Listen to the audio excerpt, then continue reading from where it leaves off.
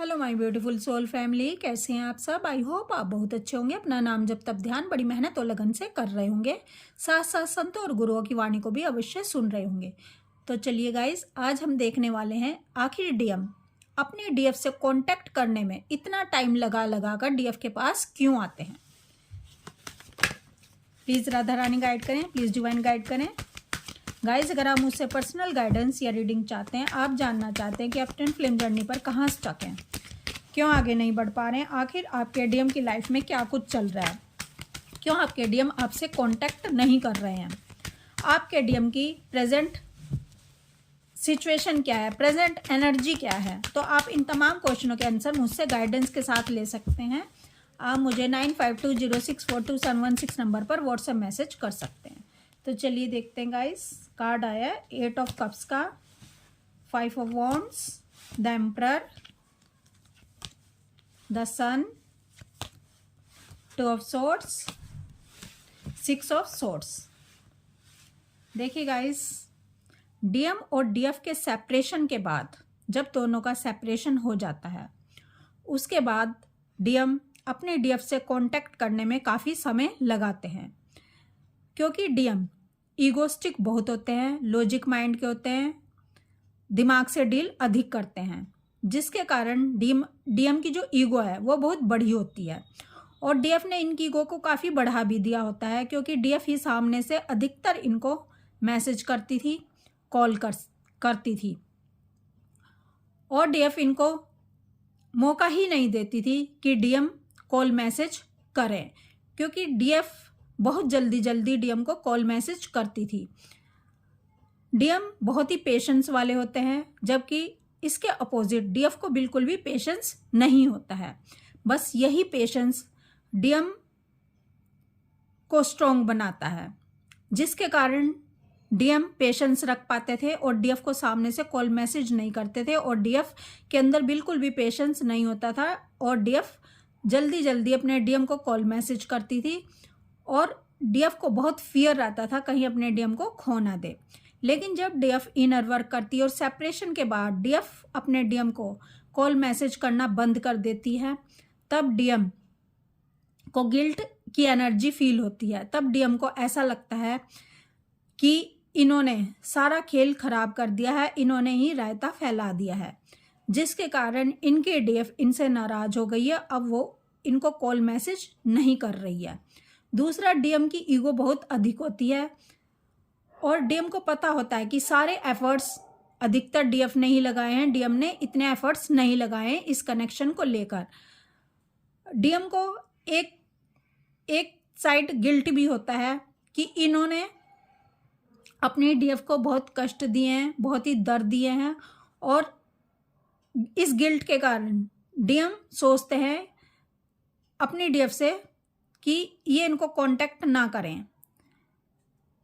लेकिन जब DM patience खो देते हैं, यानी डीएफ इनके पेशेंस को क्रॉस कर जाती है, इनके पेशेंस से भी अधिक पेशेंस रखना सीख जाती है, तब डीएम को अपनी डीएफ से कांटेक्ट करना ही पड़ता है, और डीएम मजबूर हो जाते हैं अपने डीएफ को कांटेक्ट करने के लिए, क्योंकि इधर डीएफ ने अपना इनर वर्क शुरू कर दिया होता है।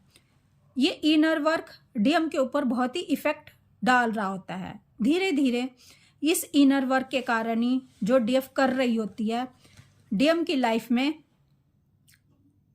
डीएम के ऊपर अटैक होने शुरू हो जाते हैं थर्ड पार्टी और कार्मिक्स के, और इनको थर्ड पार्टी कार्मिक से बहुत ही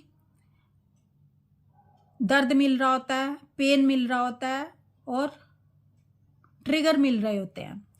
इन ट्रिगर के कारण ही डीएम कंफर्ट जोन में बैठ नहीं पाते। ये थर्ड पार्टी कार्मिक्स इनको कंफर्ट जोन में बैठने नहीं देते हैं।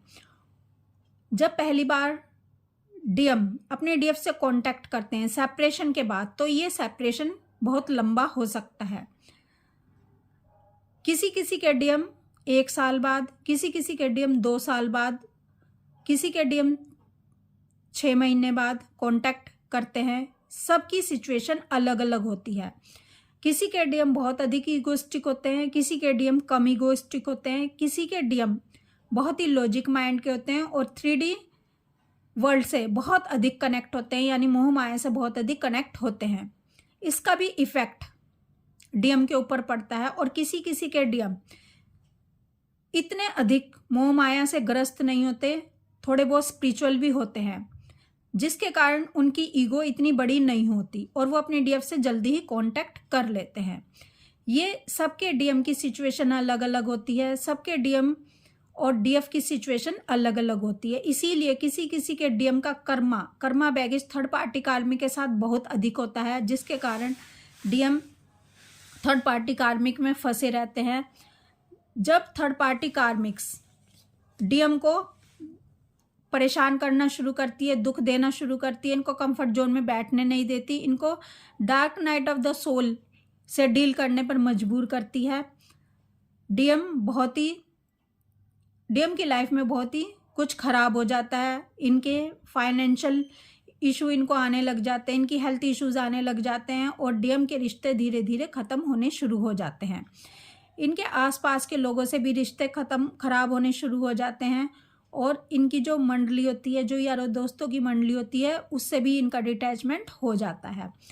अब जब ये अकेले रहना शुरू कर देते हैं, डिवाइन से कनेक्ट होना शुरू कर देते हैं, अपनी हायर सेल्फ से कनेक्ट होना शुरू कर देते हैं और भीड़ में रहते हुए भी अकेले पड़ जाते हैं, तब डीएम अपनी ईगो को साइड में रखते हैं और डीएफ से कांटेक्ट करने की सोचते हैं। डीएम को जब जब थर्ड पार्टी कार्मिक से बहुत अधिक पेन मिलेगा, इनकी लाइफ में डिवाइन इंटरवेंशन होगा, तब डीएम अपनी डीएफ से कांटेक्ट करेंगे ही करेंगे। सब डीएम और डीएफ की सिचुएशंस इस ट्विन फ्लेम जर्नी पर अलग अलग होती है। तो आपके जो डीएम हैं इसीलिए इतना टाइम लगा कर आपके पास आते हैं। जैसे जैसे डीएफ अपना इनर वर्क करती है, वैसे वैसे डीएम को भी क्लैरिटी मिलनी शुरू हो जाती है, इस संसार को लेकर, 3D वर्ल्ड को लेकर, रिश्ते नातों को लेकर और अपनी डीएफ को लेकर।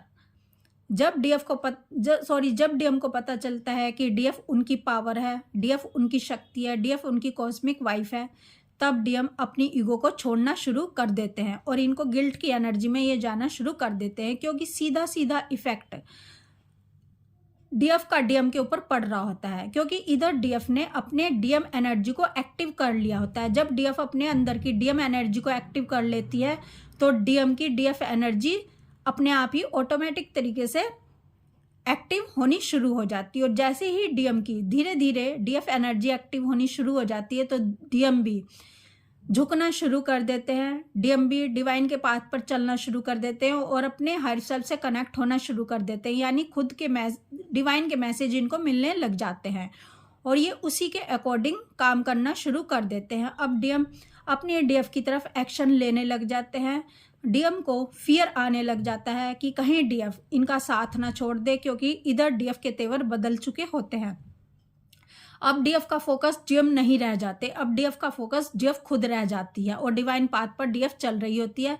डीएफ का फोकस डिवाइन होते हैं और डीएफ खुद अपने आप होती है। तो जैसे जैसे डीएफ के फियर इशू कम होते हैं तो डीएम भी अपनी डीएफ के लिए एक्शन लेना शुरू कर देते हैं। इधर डीएफ अपने ऊपर काम करती है, उधर डीएम के ऊपर भी काम हो रहा होता है। डीएम का हार्ट चक्र ओपन हो जाता है और डीएम को अब इमोशन फीलिंग समझ आनी शुरू हो जाती हैं। डीएम को सच्चे प्यार का मतलब समझ आ जाता है, डीएम को अनकंडीशनल लव का मतलब समझ आने लग जाता है। क्योंकि गाइज ऐसा हो ही नहीं सकता, जो जो फीलिंग्स डीएफ की हों, जो जो इमोशन डीएफ की हों, जो जो अनुभव डीएफ ने की हों, जैसा जैसा डीएफ ने डीएम के बारे में सोचा हो और वैसा डीएम आपके बारे में सोचे ही नहीं। क्योंकि आपके डीएम अगर आपकी हाफ सोल है तो आप में और डीएम में बिल्कुल भी अंतर नहीं होगा। जो जो आप सोचोगे, जैसा जैसा आप अनुभव करोगे, वैसे ही आपके डीएम भी अनुभव करेंगे। बस इतना फर्क है कि डीएफ और डीएम का जब सेपरेशन होता है तो डीएफ जो चीज़ें पहले समझ लेती है, जान लेती है, अनुभव कर लेती है, वो डीएम जब डीएम और डीएफ का रियूनियन होने वाला होता है, दोनों अवेकन होने शुरू हो जाते हैं, तो डीएम वही चीज़ें जो जो डीएफ ने पहले महसूस की थी, जैसा जैसा लव डीएफ ने अपने डीएम के लिए महसूस किया था, जैसी जैसी तड़फ डीएफ ने अपने डीएम के लिए महसूस की थी, जितना जनूनी डीएफ हुआ करती थी अपने डीएम के लिए, डीएम भी वही सब अनुभव करने लग जाते हैं। बस फ़र्क इतना है कि एक पहले अवेकन हो जाता है और दूसरा उसके पीछे पीछे आ रहा होता है अवेकन होता हुआ। लेकिन दोनों की सोच एक जैसी तभी होगी जब दोनों सेम चीज़ें अनुभव कर लेंगे। तो जितना प्यार डीएफ अपने डीएम से करती थी, उतना ही प्यार डीएम भी अपने डीएफ से करने लग जाते हैं और इस ट्विन फ्लेम जर्नी को अनुभव कर लेते हैं और उन्हें भी अपने डीएफ की वैल्यू समझ आ जाती है, उन्हें भी अपनी शक्ति की वैल्यू समझ आ जाती है, उन्हें भी समझ आ जाता है कि मेरी डीएफ मेरी क्या है। तो आपके डीएम इसीलिए टाइम लगा लगा कर आते हैं, क्योंकि जब जब इनकी लाइफ में dark night of the soul से ही गुजरेंगे, डिवाइन इंटरवेंशन होगा, जब जब थर्ड पार्टी कार्मिक्स इनको दुख देंगे, इनकी रातों की नींदें उड़ जाएंगी, इनको वही पेन वही दर्द महसूस होगा जो कभी डीएफ ने सहा था, तब तब डीएम को अपनी डीएफ की याद आएगी और डीएम अपनी डीएफ से एनर्जी लेना चाहेंगे, वही डीएफ से प्यार महसूस करना चाहेंगे जो पहले डीएफ से प्यार इनको मिला था, वही केयर महसूस करना चाहेंगे। डीएम जानना चाहते हैं कि क्या मेरी डीएफ आज भी मुझसे वही प्रेम करती है जैसे पहले करती थी। तो गाइज आपके डीएम आपसे कांटेक्ट करना शुरू कर देते हैं जिस समय डीएफ हाई वाइब्रेशन में आ जाती है और डीएफ अवेकन हो चुकी होती है और अपना सोल पर्पस करना शुरू कर देती है, क्योंकि डीएम आपके बिना रह ही नहीं पाते। इनको आपकी एनर्जी चाहिए सांस लेने के लिए।